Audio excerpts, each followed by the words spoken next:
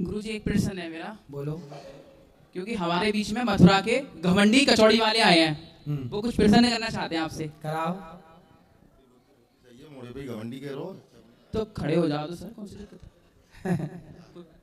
महाराज जी palm झूम दूर थे, नजीक तो दूर थी। हाँ, खुश रहो। महाराज जी आपके बराबर जो मैंने देखा है, कम से कम मैं आया हूँ और 1-1:30 बजे को आया हूँ। जो भंडारा चल रहा है, ये जोर लगाना पड़ेगा। यहाँ सभी आ रहे हैं, आपके बराबर ब्रज में कोई सेवा करना आ रहा।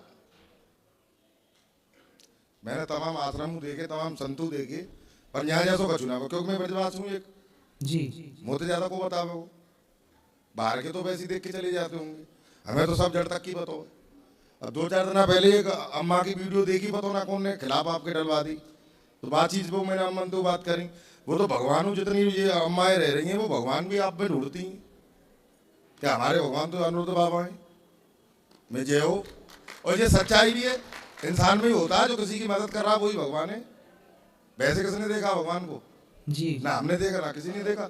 माँ बाप को ही देखा, पर माँ बाप के अलावा हमारी कोई सहायता करता है, मदद करता है मुसीबत में, तो वही हमारे लिए भगवान है। जी। तो महाराज जी आपसे ज्यादा मैंने नहीं देखा। आप ब्रजवासियों के आशीर्वाद हैं। देखो हम तो आपके साथ हैं जी।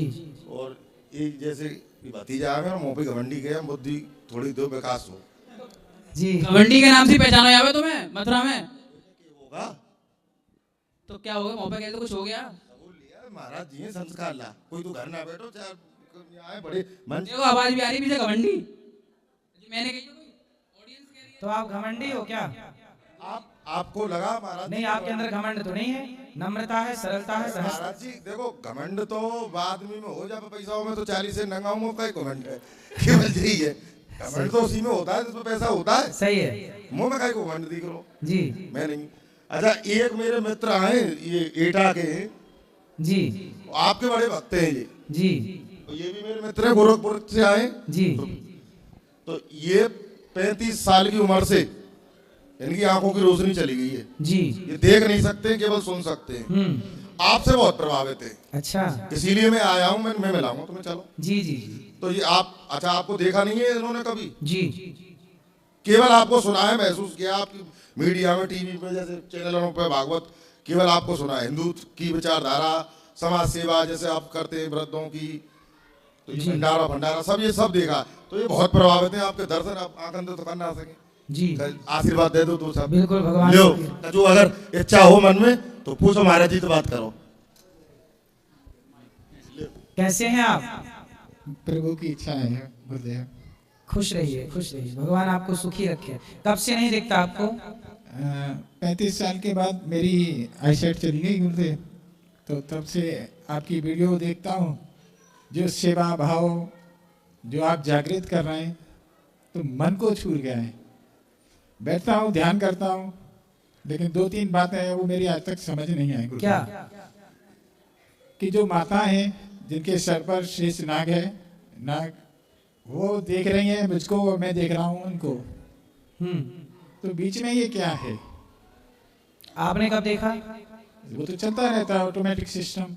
तो आप लक्ष्मी मैया को देख रहे हैं, शेषनाग पे विराजी हैं, भगवान नारायण लेटे हैं, तो ना लक्ष्मी नारायण लेटे हैं और शेष भगवान की छाया है, तो वही आप दर्शन कर पाते हो। तो लक्ष्मी नारायण भगवान का आप दर्शन करते हो भाव से। और दूसरा प्रश्न एक ये है जी गुरुवर, कि सूक्ष्म कितना सूक्ष्म, सूक्ष्म पहली दृष्टि सूक्ष्म जो है वो क्या है? सूक्ष्म इतना सूक्ष्म है कि किसी के दिखाई नहीं पड़ता। अणोर अणियान महतो महियान, छोटे से छोटा, अणु से अणु, परमाणु से परमाणु, बड़े से बड़ा। ईश्वर की शक्ति जैसे आत्मा है हम सबके भीतर। आज तक कोई वैज्ञानिक आत्मा को देख पाया? नहीं। क्योंकि आत्मा इतनी सूक्ष्म है कि किसी सिस्टम में पकड़ में नहीं आती, इतनी सूक्ष्म है। मन इतना सूक्ष्म है कि है सबके पास मन, पर आज तक पकड़ कोई ना पाया कि मन कहाँ है। किसी को दिखा नहीं, मन के दर्शन किसी को नहीं हुए। ये सूक्ष्म शक्तियां हैं ईश्वर की, वो इतना सूक्ष्म है कि कोई मशीन से, कोई आंख से दिखता नहीं। और विराट इतना बड़ा परमात्मा है कि सारा जगत वही रूप में है, ईश्वर के रूप में। ठीक है। एक प्रश्न और है गुरुदेव जी। कि मैंने बहुतों के मुख से सुना है कि जैसे जो कहते हैं कि दीप प्रज्वलित होता है वही परमात्मा है। दूसरा, जब ध्यान में बैठते हैं, जब ध्यान ज़्यादा होता है ऑटोमेटिक चलने लगता है, तो ओम जो है श्री जी और ओम जी, तो ये क्या है फिर? कलर्स हैं, सारी चीज़ें हैं, ग्रीन रेड येलो। देखो ईश्वर ने तो सब कुछ बनाया है, रंग बनाए, संसार बनाई, प्रकृति बनाई। मूल प्रणव ओम है। ओम ओम का चिंतन किया करिए, ध्यान किया करिए। साथ ही रही बात ज्योति की, इस धरती पे ऐसा कुछ नहीं है जो ईश्वर से परे हो। अच्छा एक बात बताओ, घड़े में मिट्टी के सिवा कुछ है? नहीं, मिट्टी ही मिट्टी है ना। उसी तरह जिस तरह घड़े में मिट्टी ही मिट्टी है, ऐसे इस संसार में भगवान ही भगवान है, कुछ भी नहीं है उसके सिवा। जैसे घड़े में घड़े की कोई सत्ता नहीं है, सत्ता तो मिट्टी की है, पर बोलते हैं लोग घड़ा। उसी तरह सत्ता ईश्वर की है। व्यवहार में लोग बोला करते हैं कि संसार नाम का कुछ नहीं है, भगवान ही संसार के रूप में है। जैसे घड़े नाम का कुछ नहीं है, मिट्टी ही घड़े के रूप में है, ऐसे भगवान ही जगत के रूप में जो कुछ है, जो देख पा रहे हो, जो छू पा रहे हो, जो महसूस कर पा रहे हो, वो सब कुछ ईश्वर है। जी।